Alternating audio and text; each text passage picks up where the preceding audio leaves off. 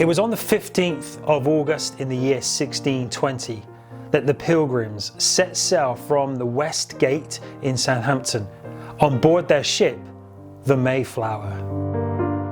In 2020, the 400th anniversary of this event was commemorated by people here and in the US, where the ship would eventually land and where these pilgrims would establish what went on to become the nation of America. Now, as part of these events, I produced a short film called One Man's Mayflower, and you can watch the whole thing, it's 30 minutes, on our YouTube channel. But today, I just want to show you a little clip to give you a taster of what this journey was actually all about. I mean, this is where our story begins. Because like many, what we saw in our churches did not match with what we saw in the Bible.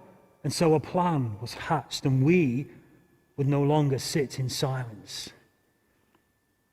William Bradford, that is my name. And from the town of Scrooby, I came to board the Mayflower in search of a new land. And with my faith strong in God, I felt safe in his hands. We were Puritans who wanted to clean up the mess of God's church that had digressed from being true to what we saw in the good book. But we found strength from the Bible and found that it was viable to meet secretly with others who shared our faith. We looked to the scriptures and we saw that the church should be pure and clean. We read in 2 Corinthians 6, verse 17, "Ye shall come out from among them, and be ye separate." And now we were desperate to do just that and go our own way. And so they called us the separatists. And we continued to grow, but soon we would know that England was no longer a safe place for us. The tensions in Leiden came to a head, and now the separatists felt led to start their search for a new land.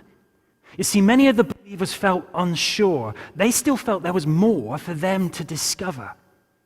And so early on, in 1620, after plenty of years in Leiden, they started to research another move which would one day prove to be far more significant than any of them could have ever thought. A land called the Americas had been discovered, and new opportunities were being uncovered. A land that was ready to be explored by anyone willing to board a ship and sail across the Atlantic Ocean. We clung to our faith and our God-given mission, a vision of a hope and a new way of life in our promised land. And so we felt protected by God's sovereign hand. It was November 9th when we made landfall. And now, for the first time, we could see Cape Cod, and we thanked our God that He had brought us here.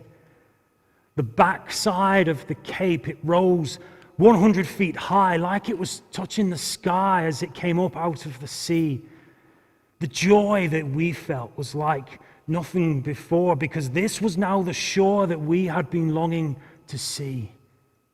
After the persecutions that we had faced back home that had led us to Rome in search of a new land, the disappointments of Leiden were a thing of the past, because now at last here we were.